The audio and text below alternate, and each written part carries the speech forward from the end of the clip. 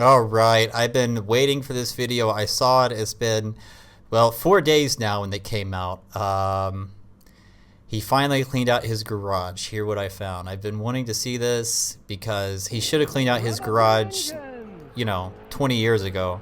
Due to popular demand and my wife, I am starting to clean out my garage. Doesn't look like you're finished so yet. We're going to go into the depths of the dark garage. And since it's so dark and so... What? What? I don't... What is... We're going into the depths of the dark garage, and why do you have this picture up? That doesn't...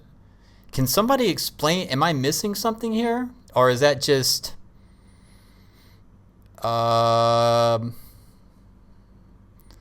Okay, maybe they're looking at the ball? I don't know. The dark garage. And since it's so dark inside, we're going to have to get my light stand out to look inside. Now, I do have to admit that there's things inside here that I probably haven't seen in years. Or even... Good Lord, look at that. Dear God. Yeah, there's no, like, the stuff back here, you just can't get to it. He has his, I guess he pulls his motorcycle out if he can pull his motorcycle out and get to his little toolbox here, but good God, man. Jesus. By adjusting the distributor. Well, cars don't have distributors anymore. You don't adjust timing. To the bane of Scotty, cars don't have distributors anymore, and that's what he hates the most. All that stuff, so this is definitely a blast from the past that maybe I'll never use again. Who knows? Well, the next thing is... I've always, with that, I've never needed anything like that to set the points and set the timing for an old car. I've never needed anything that complicated. It's generally pretty straightforward if you know what you're doing, and I use like a test light. That's what I use. Maybe I should be doing it a different way, but tell me what you do. What do you do when you for these older cars when you set the timing? Motorcycle shocks. I have What is sitting it? here. Those look brand new. Hiding under there is a giant spring compressor. Jeez. This giant machine. Here's the... Look at all this stuff back here. Lord, good Lord. So some old plug wires, it looks like. What else do you see back there? I can't even tell. It's like so jumbled up. I don't know. What? So this is a pressure gauge, it looks like. This spool of wire, I wonder what that is. And then all this stuff. He has these round spools, and I don't know what they are. Maybe they're air compressor hoses, I guess. That's not. Maybe back here. I don't know if you can see it. I don't know how I got this set up, but... It's relatively cumbersome. This is what I use most of the time. These are my spring compressors. Simple technology. A giant bolt and the pieces that hold onto the spring and compress it. You put one on one side. Simple, but not quite as safe. One on the other. I found that those are actually safer than that giant thing. Years ago, What? I was using the giant one on a Volvo, and those skinny little arms, they slipped, and it ripped my finger the whole way around, pulled all the... That was your fault, Scotty. That was your You fault. Okay? Oh, look, a nice set of gear wrenches. Now, these gear wrenches are great. Remember in the old video, he said those things are like 30 years old? I never bought it. Like, he said he has a set from like, the 70s or 80s or something. And no, they're not that old. So he's not actually cleaning out. He's just looking at stuff. Anymore. I don't use these anymore. Why does he say English fractions? What? Let's look around the...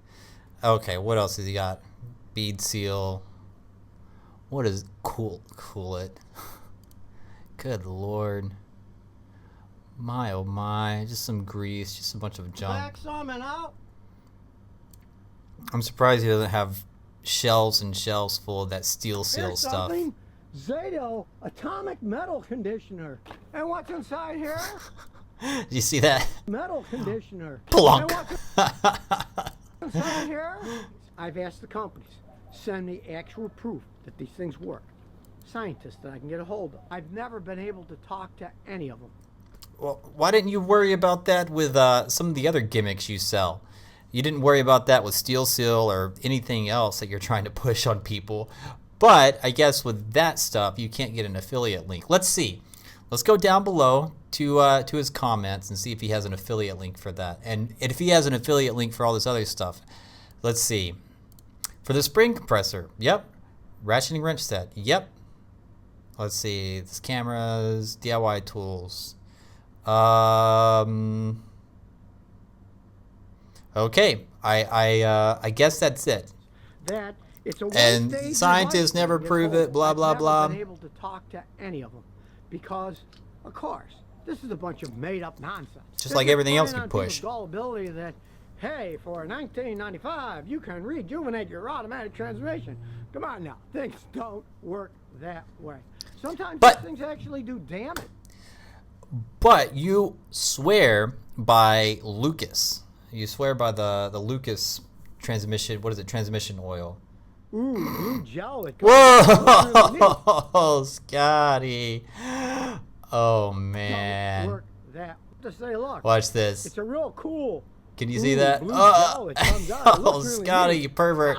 Who knows what the stuff will do? So let's look around a little. What's the more. picture? Why do you have a picture of the Hulk? 12-ton press. And hey, there's that wheel bearing grease I was talking about in a previous episode. Since you can't really grease wheel bearings anymore, only the old ones. You can see, I haven't used that thing in years either. It's just sitting there. So Since why don't I grease use my left open like 12-ton that? press? Well, that's because I replaced it years ago with my 20-ton press. It's a much bigger, better press. Good Lord. So, I mean, it's his stuff. Whatever. Like, he can do whatever he wants. I don't care. But if I had a garage that small and I'm a professional mechanic, I say that very loosely, but if I consider myself a professional mechanic and I bought a brand new, 20-ton compression jack, or I would get rid of the old one to make room. That's what you do. But he just shoved the old one in the back. And yes, being a pack rat, I've covered it with various tools. Yeah, but I use these tools all the time, and whenever I need. And see, that's just such bad practice. Whenever I see somebody that just after they use a tool, they just throw it the nearest place they can. That's the mark of that's indicative of some other things that is laziness, and you don't want somebody like that working in your car. They'll cut corners. So if you see somebody like that, and they work on your car, you can almost assume that they're going to cut corners and do something like that with your car. And so when I work with anybody, or if I trust, not just with cars, but like anything, housework, working on other projects outside of car, like I do software, and if I see somebody like that with software, I kind of don't want them digging around in my stuff. Need the press. It only takes about a minute, and I just move them along, throw them outside the garage, use the press. Yeah, and then hang that's them exactly all what he the time does. It is in the front of my garage after all, so because you can't push it, you can't get it further back. To get rid of the 12-ton press in the back. Hey, I'll give it away today to somebody. Oh, let's look around some more. Right. He never gives anything away. He says he does. Look, what the hell is that? I'll give it away today to somebody. Oh, is that a wheelbarrow or a trolley? Look around some more. And like what's? Oh, there's a box. Let's see what's inside this box. I haven't looked in that in years. There's an old refrigerant leak detector. Yeah, he hasn't used that in years. Oh God, that's hilarious. That is absolutely hilarious. Oh God. So in that box, is there? I haven't used that thing in forever. What's in it? Oh, something that I should use a lot. AC's leaking. All right, that was fun. That was a lot of fun. Okay, thanks a lot, guys.